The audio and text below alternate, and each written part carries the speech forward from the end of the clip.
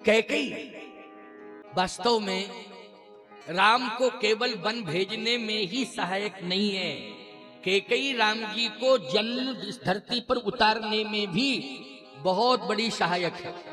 इस धरती पर उतारने में भी बहुत बड़ी सहायक है। आपको कैसे? तो सुनिए, 60,000 साल के हो गए महाराज दशरथ, लेकिन दशरथ जी के मन में ये इच्छा ही नहीं थी कि मेरे पुत्र हो। अच्छा, जब पुत्र नहीं होता है तो व्यक्ति विवाह के कुछ काल बाद चिंतन करने लगता है कि नहीं करने लगता कि संतान होवे, संतान होवे, संतान होवे। लेकिन दशरथ जी ने ये सोचा ही नहीं।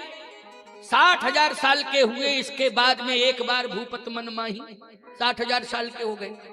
तो बुढ़ापे में क्यों ये बात आई, जवानी में क्यों नहीं सोचा? कारण ये है, दशरथ जी का धर्म के प्रति आकर्षण है, वंश वृद्धि के प्रति कोई आकर्षण नहीं। सही बात तो ये है। वो तो भगवदाश्रित हैं कि वंश चलेगा, चल जाएगा, लेकिन हम तो जब तक जिंदा रहेंगे अंतिम श्वास तक धर्म करते रहेंगे। क्या करते रहेंगे? धर्म करते रहेंगे। और वंश बोले वंश चलेगा, चलेगा, होगा, चलेगा, क्या होगा ये भगवान जाने। कौन जाने? भगवान जाने। हम चिंता क्यों करें? और सुनते जाओ। एक दिन महाराज श्री दशरथ से कैकेयी ने प्रश्न किया। देखो, कौशल्या जी ने प्रश्न नहीं किया, सुमित्रा जी ने नहीं किया, लेकिन कैकेयी जी ने प्रश्न किया। क्या? कि आप कभी कभी स्वर्ग जाते हैं? दशरथ जी ने कहा, जाता हूं। लेकिन स्वर्ग जाते हैं आप, लेकिन कभी स्वर्ग से मेरे लिए कुछ नहीं लाए। भाई, आप ऐसी जगह पर जाते हैं जहां सदैव कोई जाता नहीं है, और जाता भी है तो लौट के नहीं आता है। अच्छा, मरने के बाद स्वर्ग जाते हैं लोग, लेकिन लौट के नहीं आते हैं। लेकिन आप में ऐसी क्षमता है कि आप जाते भी हैं और लौट के आ भी जाते। लेकिन कम से कम आप विशेष जगह पर जाते हैं तो कुछ ना कुछ लाना चाहिए। दशरथ जी ने कहा कि मेरी मांगने की आदत नहीं है। अब क्या करूं जब मेरी मांगने की आदत नहीं है? अच्छा, एक बात बताओ, कोई पति स्वर्ग जा रहा हो और पत्नी से कहे तू भी चल स्वर्ग, तो वो यही कहेगी हम यही हैं, तुम ही चले जाओ, चले जाओ स्वर्ग, हम तो यहीं रहेंगे। क्योंकि स्वर्ग जाने का अर्थ लोग ये समझ लेते कि अब आना नहीं है। तो सावधानी से मेरी बात को सुनना, ध्यान से सुनना। कैकेयी ने प्रश्न किया कि आप जाते हैं लेकिन कभी लाए नहीं मेरे लिए कुछ। दशरथ जी ने कहा, बात यह है कि मेरी आदत मांगने की नहीं है, मैं किसी से मांगता नहीं हूं, मेरी आदत है देने की। मेरी आदत है देने की, मांगने की नहीं है। और जब मेरी आदत देने की है, मांगने की नहीं है, तो स्वर्ग जाऊं तो मांगूं? क्या अपना नियम तोड़ दूं, अपना धर्म तोड़ दूं? नहीं नहीं, मेरी आदत नहीं है, ऐसा नहीं। कैकेयी ने कहा, एक बात बताओ, आप जाते हो तो आपका सम्मान नहीं करता है? कहीं करता है तो सम्मान में कुछ भेंट करता होगा कि नहीं? कहा माला पहनाता है, तो कहे वो माला आप मांगते थोड़ी हो, उसी माला ही को ले आओ। कम से कम देखें तो कि इसमें पुष्प कैसे हैं, पुष्प हैं कि मणियां हैं, क्या है क्या नहीं है, कम से कम समझ में तो आएगा। हाँ, दशरथ जी ने कहा कि माला तो मेरी हो जाती, मांगने की जरूरत नहीं है, ठीक है उसको ले आऊंगा। महाराज श्री दशरथ गए। अब कहानी बड़ी बढ़िया है, सुनते जाओ। कैकेयी माध्यम बन रही है। अभी दशरथ जी के मन में तो ये था ही नहीं, लेकिन कैकेयी माध्यम बन रही है। जैसे ही महाराज श्री दशरथ ने ये कैकेयी से सुना कि मुझे कुछ ना कुछ चाहिए स्वर्ग का, तो कहा माला पर तो मेरा अधिकार है, मैं लाऊंगा। और महाराज दशरथ जब गए तो इंद्र ने माला पहनाई, सिंहासन पर बिठाया। लेकिन जैसे ही महाराज आने लगे तो याद रखना वो माला छूट गई वहीं, क्योंकि पहनी उतार के रख दी और चल दिए, ध्यान नहीं रहा, माला छूट गई।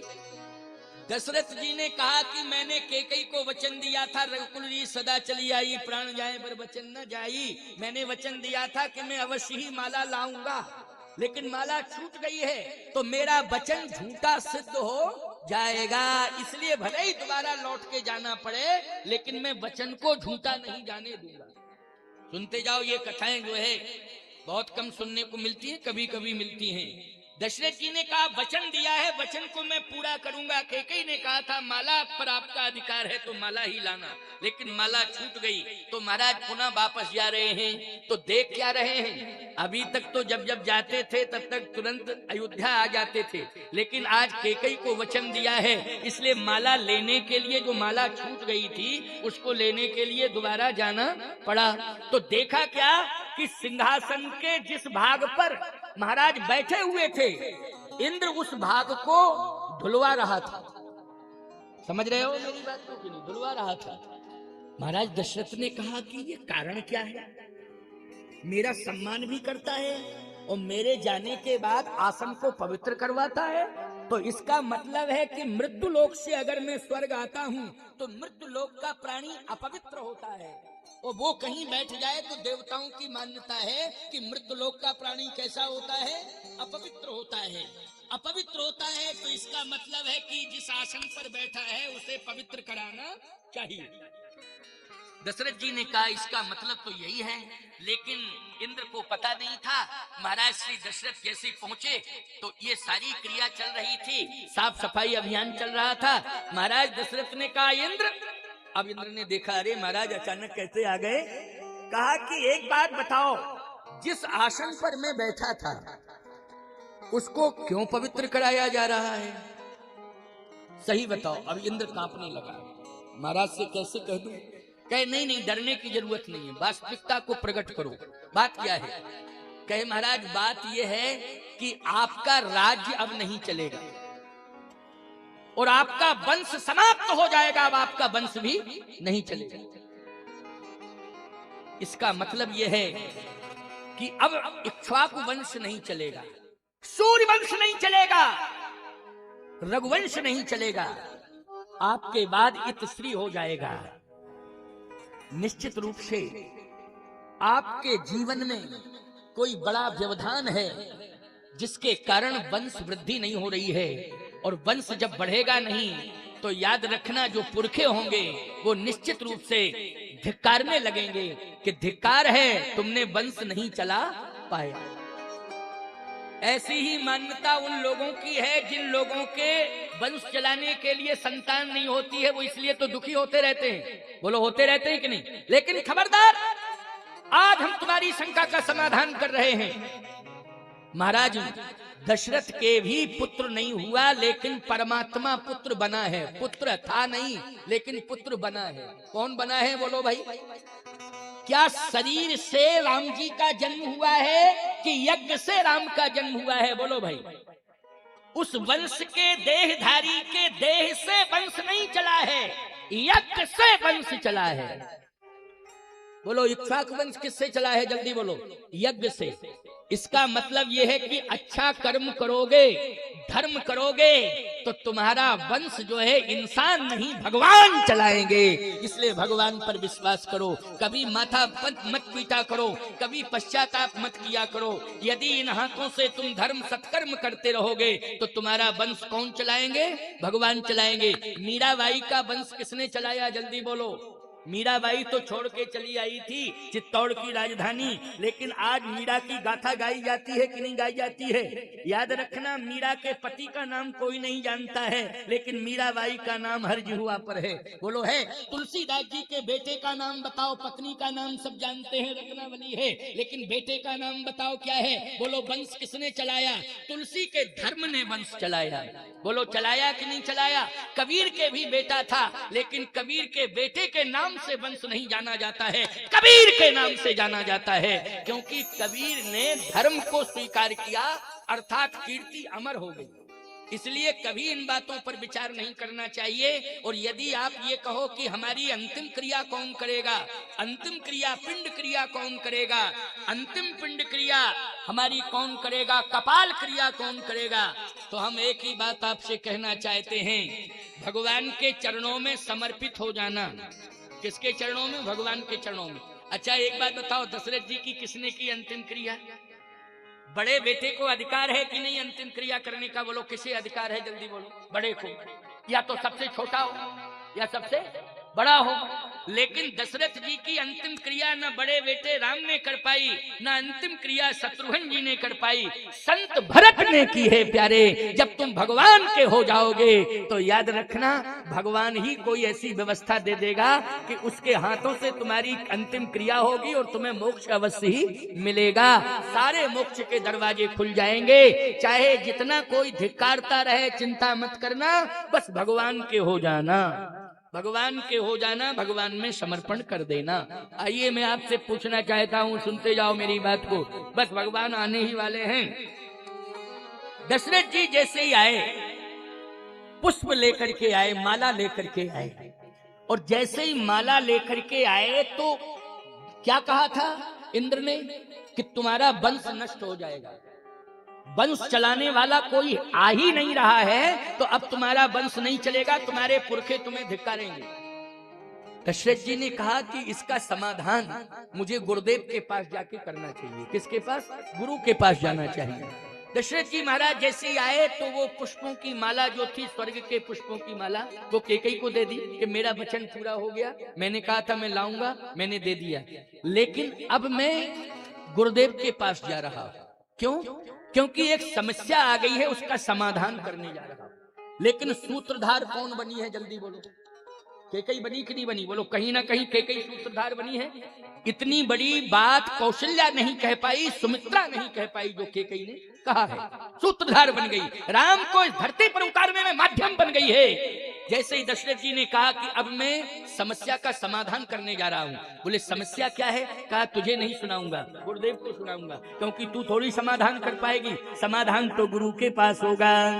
इसलिए एक बार भूपति मन माही, एक बार भूपति मन माही, भई गलानी मोरे सुत नाही, भई गलानी मोरे सुत नाही, गुरु ग्रह गयऊ तुरत महिपाला, गुरु ग्रह गयऊ तुरत महिपाला, चरण लागी करी विनय विशाला, चरण लागी करी विनय विशाला, निज दुख सुख सब गुरु ही सुनायो, निज दुख सुख सब गुरु ही सुनायो, तब वशिष्ठ बहु विधि समझायो, तब वशिष्ठ बहु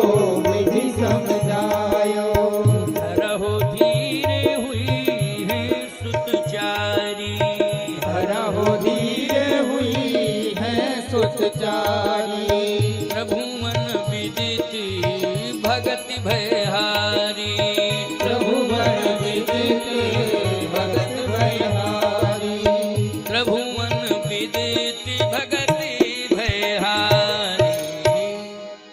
दशरथ तुम दुखी मत हो, तुम्हारा वंश चलेगा, और ऐसा चलेगा कि हर वंश के लोग तुम्हारे वंश में अवतंस को हृदय से स्वीकार करेंगे। बोलो करेंगे कि नहीं? कि हमारे वंश में इक्ष्वाकु वंश, सूर्य वंश जैसा बेटा आना चाहिए, रघुवंश जैसा बेटा आना चाहिए। बोलो हर वंश के जो सनातनी हैं, चाहे जिस वंश में पैदा हो, सबकी एक ही कामना है कि नहीं, कि जैसा रघुवंश में बेटा हुआ है वैसा ही बेटा हमारे घर में आना चाहिए। चिंता मत करो। कि इसके लिए आप देख रहे हैं कि हमारी उम्र 60,000 साल की हो गई, तो 60,000 साल की आयु में संभव का ऐसा है, देह से तुम्हारा वंश नहीं चलेगा। तुम्हारे वंश को तो चलाने के लिए स्वयं जो निर्गुण निराकार ब्रह्म है, वो सगुण साकार बन के पुत्र बन के आएगा।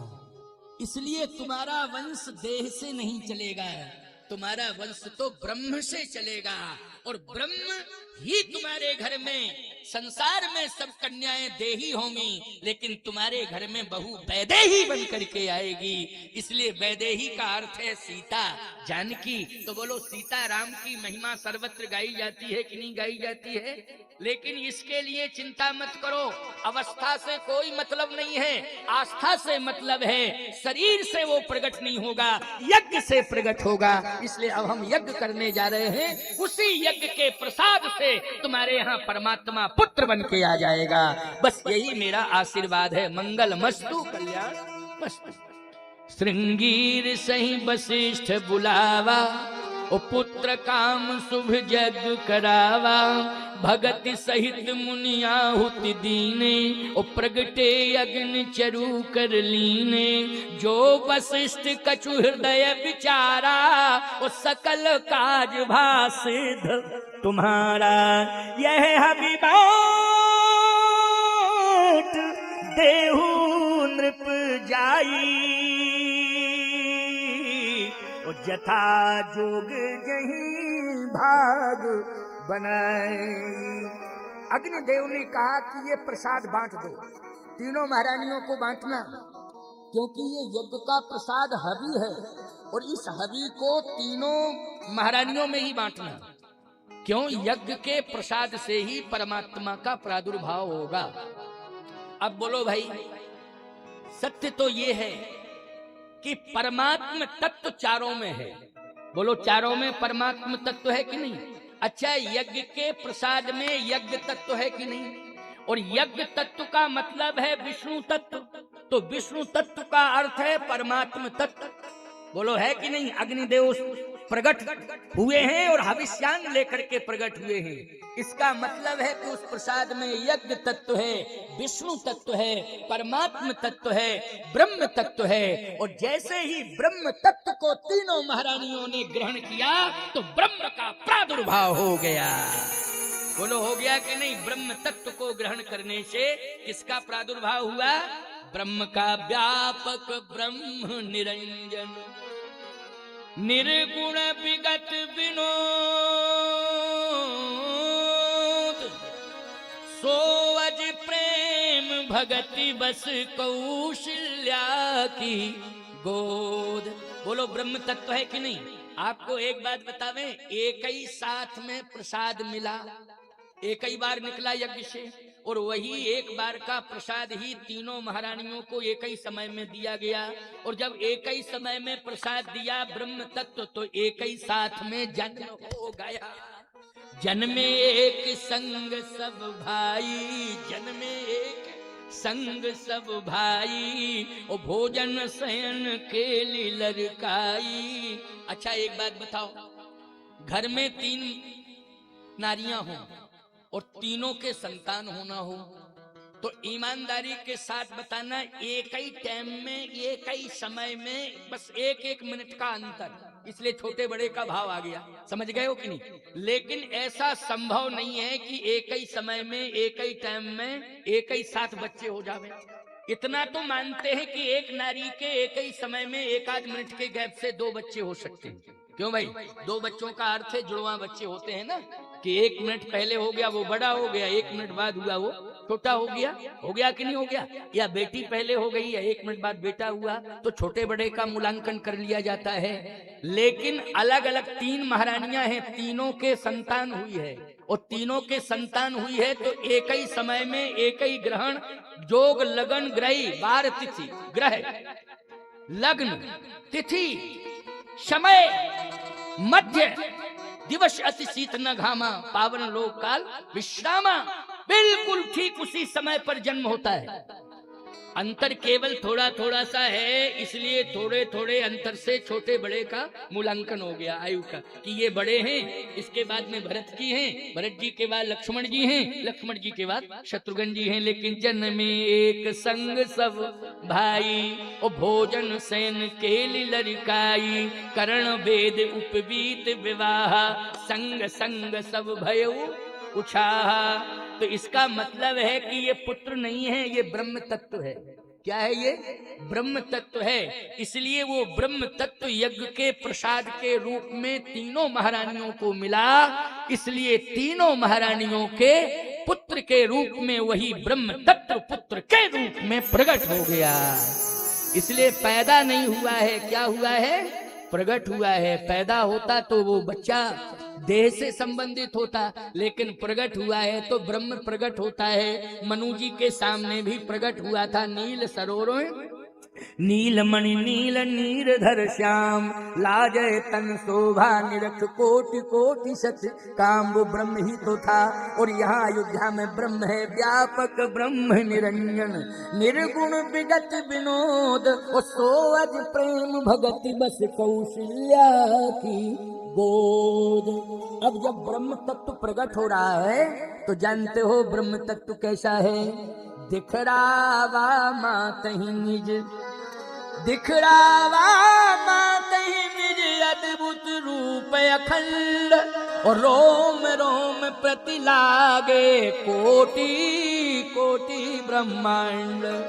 बोलो भाई, ये ब्रह्म की सत्ता है कि मनुष्य की जीव की सत्ता है? जल्दी बोलो। ये ब्रह्म की सत्ता है। इसलिए दिख रहा मातहि निज अद्भुत रूप अखंड, रोम रोम। अखंड किसको कहते हैं? ब्रह्म को अखंड कहते हैं और जीव को खंड कहते हैं। बोलो, कहते हैं ना, जीव है खंड और ब्रह्म है अखंड। इसलिए अखंड कभी खंड खंड नहीं होता है। तो दिख रहा मातहि निज अद्भुत रूप अखंड, रोम रोम प्रति लागे कोटि कोटि ब्रह्मांड। अब जैसे ही तो मां डर गई, ये क्या देख रही हूं? ऐसा रूप, क्योंकि विराट रूप है, पूरा ब्रह्मांड मुख के अंदर दिखाई दे रहा है। तेरे ये लीला, इसको सब स्वीकार नहीं कर सकते, ना सह सकते। इसको धारण करने की क्षमता भी किसी में नहीं है। इसलिए सबसे रसयुक्त यदि स्वरूप होता है तो बाल स्वरूप होता है, शिष्य स्वरूप होता है, जिसमें रस है। बोलो, ब्रह्म किसकी तरह है? बोले, ब्रह्म जो है पलाश की तरह है, और पलाश के पत्ते नीरस होते हैं। कैसे होते हैं पलाश के पत्ते? उनमें रस नहीं होता है, याद रखना। इसलिए हमारे यहाँ ब्रह्म माना गया है पलाश, जिसको छेवला कहते हैं। तुम्हारे क्षेत्र में क्या कहते हैं उसको? छेवला कहते होंगे पलाश को। क्या है? हाँ, क्षेत्रीय भाषा है, वो क्षेत्रीय भाषा है भाई। हमने भी यहीं आके सुनी है ये भाषा। लेकिन पलाश होता है हमारे यहाँ। ये आप देख रहे हो त्रिदंड, ये 3 के सहयोग से तैयार हुआ है। इसमें 3 का सहयोग क्या है? जो प्रकृति ने 3 तत्व दिए हैं, उन तीनों तत्वों को इसमें समाहित किया गया है। इसके इसको त्रिदंड कहते हैं। दंड में केवल बांस होता है मात्र, लेकिन त्रिदंड में पलाश, बांस और बेल। बेल क्या है? बेलपत्र, समझ गए हो ना? ये बेल क्या है? ये बेल जो है माया का प्रतीक है ना? ये पलाश क्या है? ब्रह्म का प्रतीक है। और बांस क्या है? ये जीव का प्रतीक है, वंश वृद्धि। आप देखते हो ना, जब विवाह होता है तो दरवाजों पर बांस लगा दिया जाता है। मंडप के नीचे किसका प्रयोग होता है? बोलो, बांस का प्रयोग होता है। ये वंश वृद्धि का प्रतीक है। और एक बांस लगा दो तो अनेक बांस हो जाते हैं कि नहीं हो जाते हैं? अपने आप जल्दी बढ़ता है बांस। इसलिए ब्रह्म जीव माया से युक्त त्रिदंड। इसलिए विशिष्टाद्वैत सिद्धांत में त्रिदंड है और अद्वैत सिद्धांत में दंड। तो इसमें 3 का सहयोग है जो प्रकृति ने दिए हैं। कौन? पलाश, बांस और बेल। प्यारे, आज वो परमात्मा ब्रह्म दिख रहा वा मातहि निज अद्भुत रूप अखंड, तो रोने लगी मैया। कहती है कि नहीं नहीं, ये स्वरूप कोई स्वीकार नहीं करेगा, बर्दाश्त नहीं कर सकता है। इस स्वरूप को धारण करने की क्षमता इस जगत के अंदर किसी में नहीं है। इसको तो केवल नेति नेति कहे वेद निरूपा। भगवान ने कहा तो चाहती क्या हो? कहा आप सुंदर रूप लेकर के आ जाएं। तो सुंदर रूप में भय प्रगट कृपाला, दीन दयाला, कौशल्या हितकारी, हर्षित महतारी, मुनि मनहारी, अद्भुत रूप विचारी, लोचन अभिरामा, तनु घन श्यामा, निज आयुध भुज चारी, भूषण बन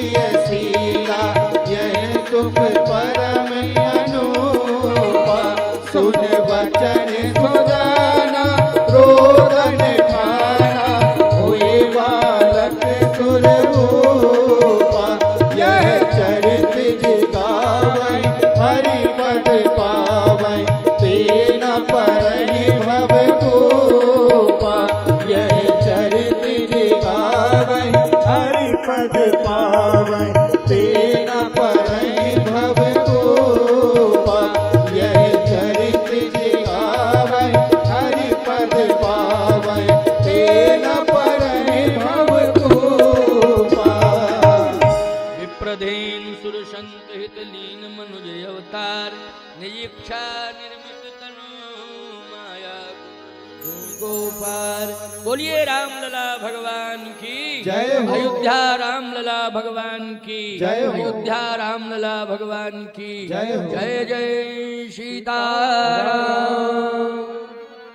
आज भगवान का जन्म हुआ